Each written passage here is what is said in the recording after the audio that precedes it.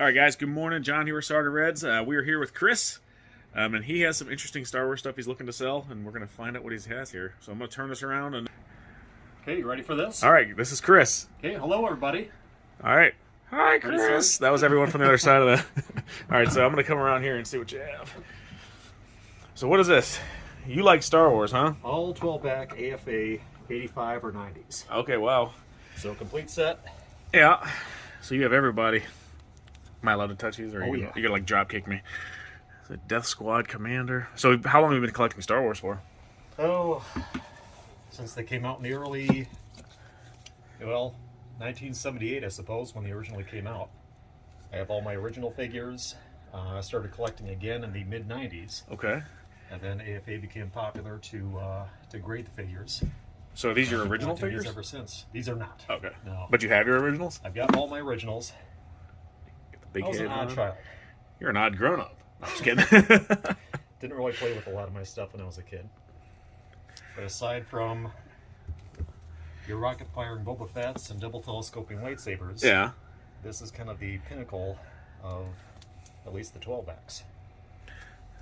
So explain to everybody what a 12-back is. You know, those were the original release back in 1978 when they originally came out.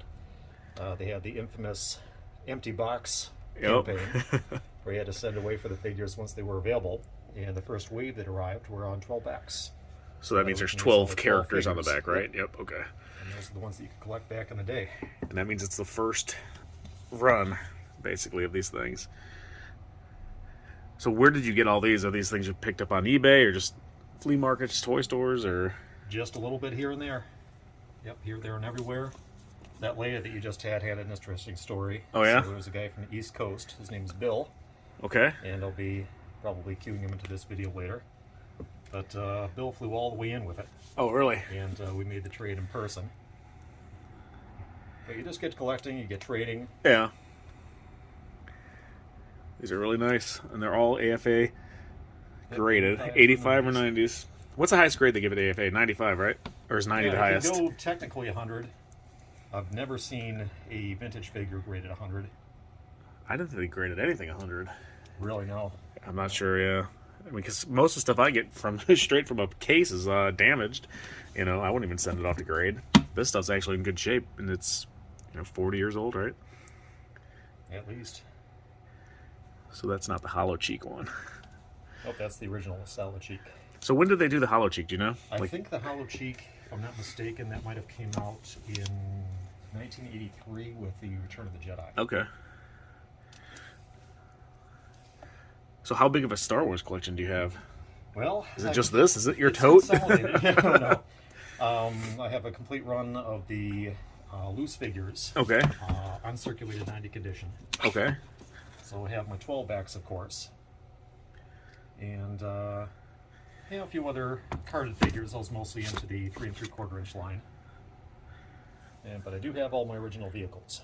Okay. Vehicles in place. So these are the ones you played with as a kid? The originals that you said you have? Yes. Yep. So you have some stuff that's not graded because it's all the stuff from when you were a kid. That isn't graded. Okay. So now this stuff, you're not selling this. You just wanted to bring this in here Just to make me drool a little bit. Yeah. I got something you might be interested in. We'll do an entire trade. So hold on one sec. All right, guys. I'm gonna see if he takes this. This is hard to find. All right, I got something here for you. Okay. Now this is gonna be a good trade. All right. I'll trade you this, Princess Diana beanie, baby, Oh, for Princess Diana, for everything. That's like you see those sell on eBay for $1 million. $1 million. Yeah. I'm gonna have to research that. Okay, research it, but I think we'll make a good trade. I have this sitting over on our table. It was worth a shot. All right, so this stuff is awesome. So I guess, am I allowed to ask, what would you say the value of this tote is? I have no earthly idea. So none whatsoever. It's got to be pretty pricey, though. Yeah, you go piecemeal, $12,000 for like Luke and Leia. Yeah. Maybe. I mean, that's kind of what I would estimate their value today. Yeah. Some of the skew on figure stand ones. Yeah. Those are the kind of the original 12-back releases. And I have no idea. I was going to say, it's probably pretty pricey. But I do have a couple that I am interested in selling. Yep, we're going to look at those. Let me get this stuff put away for you.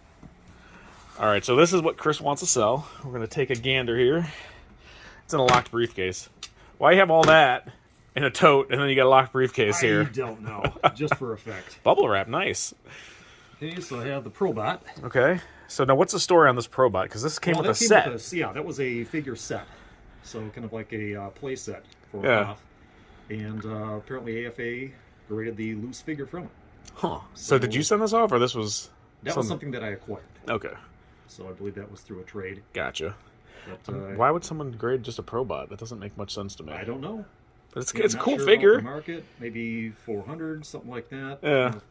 eBay value at most. I've never seen a loose Probot graded. But it is uncirculated 90. It is a thing. I'm surprised they didn't do something with the legs so they didn't, like, move around like that, you know? Yeah. So uncirculated means that they got this in the bag and took it out at the shop. In the bag. Or at AFA, rather. Yep. Okay. And it was never presumably touched by human hands, aside from the graders. They probably wear gloves, though. I would hope. Yeah. All right, so what else do we have here other than some beautiful bubble wrap? Okay, so this is what I'm... Should have focused those around, but... So we have Darth Vader. Now this is Vader, is this a 12-pack? That is a 12-pack. Okay, so you just have duplicates? Yes. Who has duplicates of this? Well, you just acquire duplicates in case you run into something that catches your eye. You can always trade them. Yeah. Princess Diana Beanie Baby. It's looking good. You heard it here, folks. He's thinking about it. So what was your other one you had? Was it a 90? Which the other Vader you had in that case? It's a case? grade. Is It's it? a Okay. grade, but that one's a skew and figure stand. Okay. So that was one of the So now they all have original different backs, right? releases. Like there's C back, B back, There's A A back. back. That was the original. So B back, the wording with the lightsaber changed, and C back, it changed again. So the lightsaber change, it went from double telescoping. Telescoping lightsaber. Okay. And then it kind of explained to you on the A back how to pull out the double telescope. I don't think I've ever seen a double telescope. I mean, those are rare, right? Those are extremely that's rare. Right up there with like the rocket firing Boba Fett's. I have 5 of those. I don't really have 5 of those. So then you have the jaw wall here. Number 6. I know, right? I'll get it eventually. So you have the jaw wall here. Cape Jawa. So I graded in at an 85, 85, 90. Still a cool figure. I sent a loose one off to get graded. I still haven't heard back from the company. I won't say who it was. I got another uncirculated 90 Final Cape Jawa from my friend. He's down in Florida right now. But he used to be out on the West Coast. And his name's Jeremy. So Okay. I'll send him a link to this video as well. I try to keep all my figures in a very temperature and humidified, dehumidified area. Yeah. So you don't want to have too much temperature fluctuation or too much humidity. So you don't want to store them in an attic Yes, no. or in a damp basement. Or in the fridge. Yeah, don't put them in the fridge. Let's put it in the crisper drawer, doesn't it? What the Vatican does, they just they have everything in like a nitrogen room or something. Yeah, right? Like they have the Constitution. Don't they have that in like some chamber? So I guess air can get in these. They're not airtight, right? They're not airtight. They do have a little seam at the bottom. Yeah. And it does allow the figures to kind of breathe. Okay.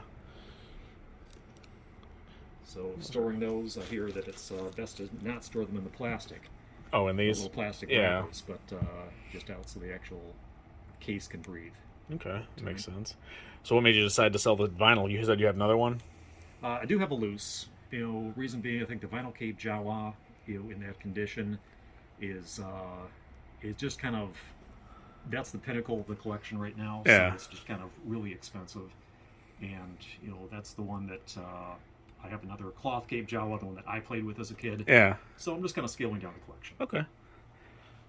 Does it come with a briefcase?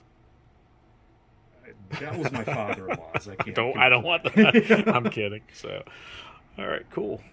So, you know the difference between the vinyl and the cloth cape, right? Oh yes. All right, tell the story to the many people watching. The 300 people watching, maybe. So the original release was the Vinyl Cape Jawa. So Vinyl Cape Jawa was just released with a common vinyl cape, and they just really kind of chintzy looking. So it was a small figure. And Kenner was afraid that the vinyl cape wasn't going to be enough to kind of push the sales for the figure, so they switched over to the cloth goods cape. And it looks a lot nicer, so they have different variations of a cloth cape. So they have a large hood, small hood, Different colored stitching. There's all kinds of... So it gets kind of crazy with the collecting. But that's the main difference between the vinyl and the cloth, that there was a very limited run of the vinyl ones. Cape Jawa, and still more limited now with the ones that are actually still on the cards.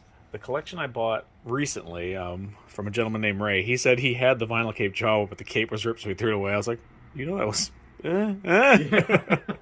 It's funny, though, because when I was talking to him, I was like, yeah, I can fix these G.I. Joes with loose things. And he goes, he like kind of puts his head down, and he walks up to the trash can and pulls out all these parts. I was like, that's a lot of good figures. He didn't know. It was just funny, but... So he comes in here all the time now, but... Oh, G.I. Joes were great. Yeah. You could jerry-rig those. Oh, yeah, you can fix them. These things break, they're broken. He-Man, you can fix the legs, but it's a pain in the butt. Yeah. But yeah, G.I. Joes, I mean, even like the old Mego Buck Rogers figures and Dukes of Hazzard, you can fix those with the O-rings, so they're nice. All right, guys, so we made a deal. We just picked these up. It was a good deal. He did some research, and I think it's going to pay off. they had some, yeah, Be beneficial. was it the shiitake mushroom flavored candy canes on that? That's a good deal. Yeah. Okay, sweet. All right, guys, well, anyways, thanks for showing us everything you had there, Chris. That stuff's awesome. I'd like to see the rest of your collection one of these days. One of these We're going days, to check it we'll out, turn it so... But yeah, we did do a partial trade on the skiff here, so say goodbye to that. Bye. All right, guys, we'll catch you next time.